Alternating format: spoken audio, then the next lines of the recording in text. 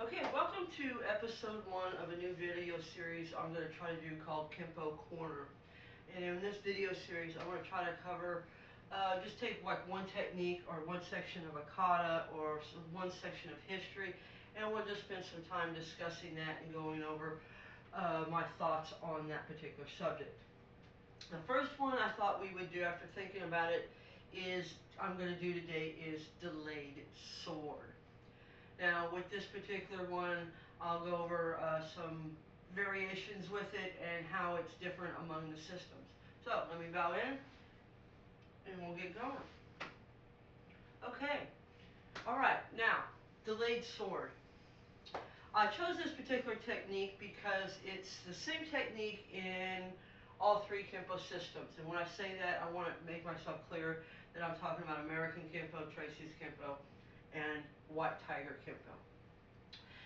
And it being the same technique in all the three systems isn't that unusual, but being called the same name, now we're getting into a little bit more of its uniqueness as far as that goes. There's a lot of techniques that are the same, but they're just called different things. For example, we call lone kimono, or twin kimono I should say, we call that kimono grab. Technique's basically the same, just done different ways. But delayed sword is called delayed sword in all three systems. And the next thing, which is the most unusual, is it's on all three systems, it's in yellow belt. Almost every technique you learn between Tracy's and White Tiger and American Kenpo, they're in different belts. So that's another reason I chose this one, because it's in yellow belt. It's almost the first technique you learn within the system, and it's taught in all three systems, and it's called the same thing. So no matter what system of Kenpo you're in, as far as those three go, you're going to be familiar with this technique. Now, the technique itself. The technique itself, depending on what system you're in, depends on how it's being taught. Tracy's Kenpo and White Tiger Kenpo only teach this technique as a right punch. There's no other variations for that. The second thing is American Kenpo teaches this for 3 different possible variations, and that's really to depend on your instructor and what they teach. Because some instructors will actually teach it for a hair grab, some teach it for a lapel grab, and some teach it for a right punch. The motion's all identical. The opening move is an inward block. Now, if you got a lapel grab, you're striking down, and that's doing the same thing as a block to a punch would do. If it's a hair grab, your head's bent over, you're still doing the same thing. Targeting's a little differently as you're coming a little more high versus across the body for a grab or a punch. Okay, the other uniqueness about this is it's got some slight differences between the two systems on how it's actually being done, which isn't really that uncommon. Most of the techniques may all look alike, but they're taught for different reasons or for different attacks, just like this one. So, delayed sword, no matter whether you're learning it as a lapel, you're learning it as a grab or a hair grab or a lapel grab or a right punch, the basic premise is the same. You're going to get into an inward block, and you're going to set up for a front snap kick. Now this is again where I should say the Tracy's White Tiger system and American Kenpo differ.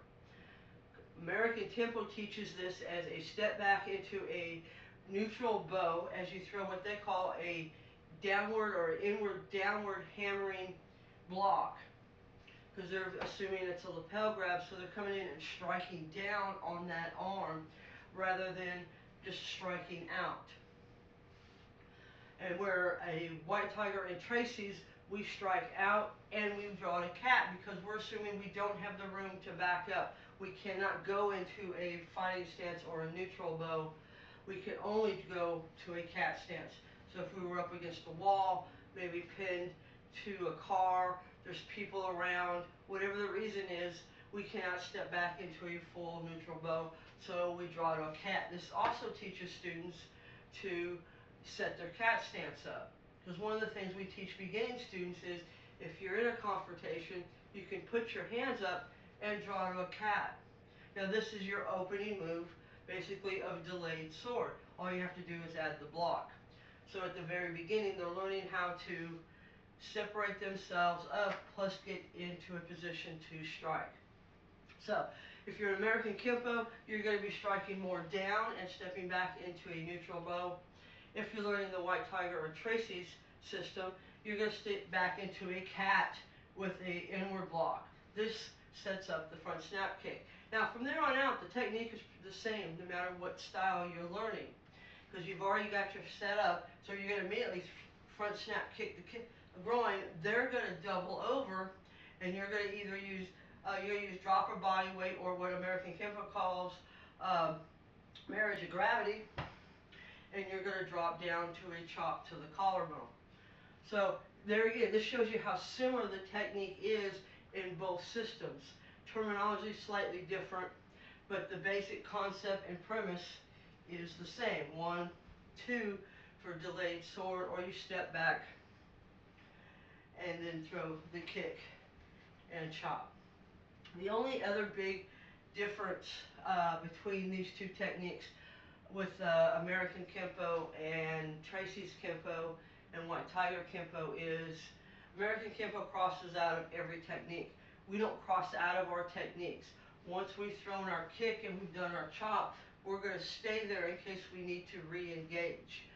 The reason behind this is if you've crossed out, now you have to regain that distance and re-engage with your opponent, and you've given them time to get up, get their senses back, and you're not in a position really to do a quick strike.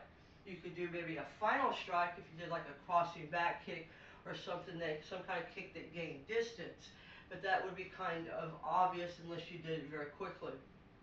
So we always stay right there with our opponent until the very end. Now, very few times will we ever cross out, and that's only if we've done like a back kick, and then we cross out from the back kick. But that's only in like maybe 1 or 2 techniques that we actually do that with. 99% of the time we stay put, we don't cross out, we're ready to re-engage without having to start the fight over again. So, in delayed sword, hope you've enjoyed this little Kenpo corner and a little talk on delayed sword. These will always be a little short, nothing too long, but hopefully to get you more engaged and to learn a little bit more about the self-defense techniques that you're learning. Okay, until our next episode.